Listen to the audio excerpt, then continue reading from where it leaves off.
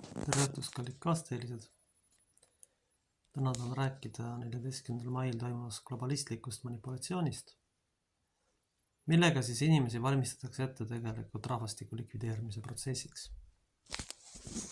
Ja tänane kirjakoht tuleb Luuke evangeeliumi 10. peatükis, salmidest 29 kuni 37. Temaga tahtis iseennast õigeks teha, ütles Jeesusele, kes siis on mu ligimene.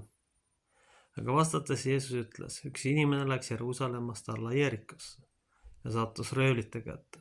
Kui need ta riided olid riisunud ja temale hoopanud, läksid nad ära, jättes ta poolsurnuna maha. Juhtumisi tuli keegi preester sedasama teed mööda alla ja nägi teda ning läks mööda. Nõnda samuti ka leviit. Kui ta tuli sinna paika ja nägi teda, läks ta mööda. Üks samaarlane käis seda teed ja tuli tema juurde. Kui ta nägi, läks ta meelhaledaks ja ta astus ligi. Sidus ta haavad ning valas peale õli ja viina. Tõstis ta oma looma selga ning viis ta öömajale ja kandis hoolt tema eest. Ja teisel hommikul ära minnes võttis ta välja 2 denarit, andis need peremehele, ütles, kanna hoolt tema eest ja mida sa veel peaks kulutama, seda ma maksan sulle tagasi tulles. Kes neist 3 oli sinu arvates ligimene sellele, kes oli sattunud röövlite kätte? Aga tema ütles, see, kes tema peal halastas, ütles Jeesus temale, mine ja tee nõnda samuti. Aamen. Nüüd siis lihtsalt vähe sellest, et käib maksuterror, majandusterror, ettevõtluse likvideerimine, otsustas korrupt seltsimehe ehk globalistidele kasulikud idioodid. Teha 14. mai siis ühe sellise häireterrori, ma nimetaks seda otse välja. Kõigile lisaks inimesed muidugi ei saa aru sellest, sest peavoolumeedia ja peavoolusüsteemid arvavad, et see on nende inimestele kasuks, aga tegelikult ei ole. Sellega inimesed valmistatakse ette selleks, et neid hakatakse varsti pommitama. Ja tõenäoliselt peale seda jätkub meedias tohutu kampaania ja sõja provotseerimine. Inimesed ei saa aru sellest, mis toimumas tegelikult on. Jätkub sõja provotseerimine, esile kutsumine kõikide vahenditega, et täita julmad ja otseselt programme, mis on mõeldud siis kohaliku populatsiooni likvideerimiseks. Tõenäoliselt mingil hetkel käiakse välja ka uued vaktsiinikampaaniad, selleks, et võimalikult palju inimesi lihtsalt saata igavikku ja hiljem siis rahvastik välja vahetada. See on see, mida on juba tehtud pikka aega, majandus on hävitatud. Inimeste kodusid on kindlasti läinud haamri alla, inimesi on vaesusesse sattunud, võõrastele on need ära antud. Ja kohalik propagandameedia, mis kuritegelikult teenib globalistide huve, räägib asjadest hoopis teise rakursi all. Käib hirmutamine. Sest selline mentaalne ettevalmistamine sõjaks ja meelde manipulatsioonidega inimeste lükkamine surma ehk võõrasse sõtta saatmine on kindlasti kuritegelik ja ohtlik. See on teadlik provokatsioon teatud protsesside esile kutsumiseks. Pime, idiootne orjarahvas ei saa aru, millega tegelikult tegemist on. Ma nimetaksin seda tegelikult otseseks sõjaliseks provokatsiooniks. Te võite kirjutada siin ükskõik mida, aga tõde on selles, et tegemist on otsese sõjalise provokatsiooniga. Rahvas muidugi ei saa sellest aru, sest nad vaatavad teatud säästu asju, mille pole tõega mitte midagi pistmist. Mina isiklikult olen juba aastaid tagasi loobunud peavoolu vale ja pettusega tegeleva säästusüsteemi ehk peavoolumeedia vaatamisest. Sealt ei tule mitte midagi mõistlikku, seda räägitakse ideoloogilist õudust ainult. Ja kindlasti õigustatakse ka seda tegevust sellega, et see on kasulik. Tegelikult on see alatu hirmutamine ja manipulatsioon. Sellega ei ole mitte midagi tegelikkusega pistmist. Muidugi on selge, et ega me ei räägita inimestele, mis toimub. Aga kujutame nüüd ette, et piiriäärsetes asulates, näiteks Narvas, toimub see tegevus. Ja oluline pole, millises riigis see toimub, kui ikkagi piiri ääres pannakse tõenäoliselt sireenid huilgama, siis vastaspool võib seda ju teadlikult tõlgendada ju kas sõjakuulutuse või provokatsioonina. Selle peale globalistidele kasulikud ja täisvaktsineeritud tüübid ei tule mitte iialgi.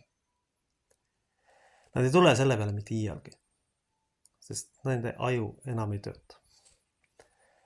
Ja kui nüüd päriselt vaadata, siis muidugi jätkub selle varjus rahvastiku väljavahetamine, globalistliku idiotismi juurutamine igal sammul, rollinihke normaalsuseks kuulutamine ja propageerimine kõikidel tasanditel.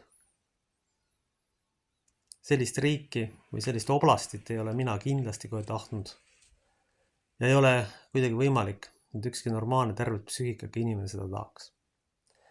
Aga aastakümnete pikkuse metamanipulatsiooniga on siis sellel kuupäeval toimuval sündmuseks oluliselt ette valmistatud. See on hirmutamistaktika, see on psühhoterror. Kõigepealt siis alatu manipulatsioon, et rahva käes raha kätte saada, globalistidele saata võõrasse sõtta.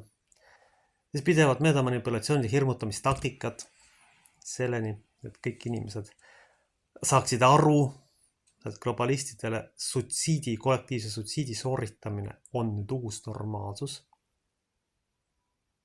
Kas seda on vaja? Seda ei ole vaja. Aga see on kellelegi kasulik. Kõige absurdsem on tegelikult nende asjade juures hoopis see, et ei ole mingit reaalset ettevalmistust. Tüübid jagavad oma vahendid ära ja siis hakkavad sõda kuulutama. No kuulge, see on sutsiid. Seal pole mõistusega mitte midagi pistmist. See on õudus lihtsalt. Arvata on, et sealt ei saagi mitte midagi muud tahta. Orja rahvast täidab kõik käsud pimesi ja küsimusi esitamata. Täielikud küsimusi esitamata, tehakse kõik lollused kaasa, kõik provokatsioonid kaasa, nii kaua kui ise lõpuks minnakse ajaloo prügikasti. Siin ei ole vaja eriti pikalt ette vaadata. See läheb lõpuks niimoodi. Kas siis maksude, majandusega, füüsiliselt. Ja kui nüüd arvestada seda, et suurem osa ugrilasi on niikuinii juba lahkunud, siis ma küsiks, et mis siin väga vahet on, mis enam toimuma hakkab või enam ei toimu. Mitte mingit erinevust, mitte mingisugust vahet enam ei ole. See, mis toimub, on otsene psühhoterror. Selle asemel, et asjadeks korralikult ette valmistada. Selle asemel, et ikkagi reaalselt tegeleda kaitsega, mitte arvata, et umbes hobustega saab mingi suurriigi vastu minna. Nagu me siin oleme näinud kohalikus sotsiaalmeedias, see on lausa naeruväärne 21. sajandil. See on uskumatu. Igasugune sõda räägib tegelikult intellektuaalse võimekuse puudumisest, lõputust ahnusest ja tahtnutusest ja arusaamatusest probleeme lahendada. Ja see, kes teadlikult provokatsiooniga tegeleb, aitab sellele kaasa. Siin ei ole mitte mingit kahtlust. See ei ole üldse tähtis, kes seda teeb. Ja kus seda tehakse ja millises riigis seda tehakse. Võtame siis punktid kokku, mis siis tehtud on. On idiootne olematu diplomaatia. On selline retoorika, et hoia 2 käega pead kinni. Ja siis veel see asi. Mina näen seda provokatsioonina. Ja rohkem ega vähem. Ja arvake, mida tahate. See on seda. Sellepärast, et praeguses majanduslikus olukorras tegeleda otsese psühhoterroriga on ohtlik ja rahvavaenulik. Aamen.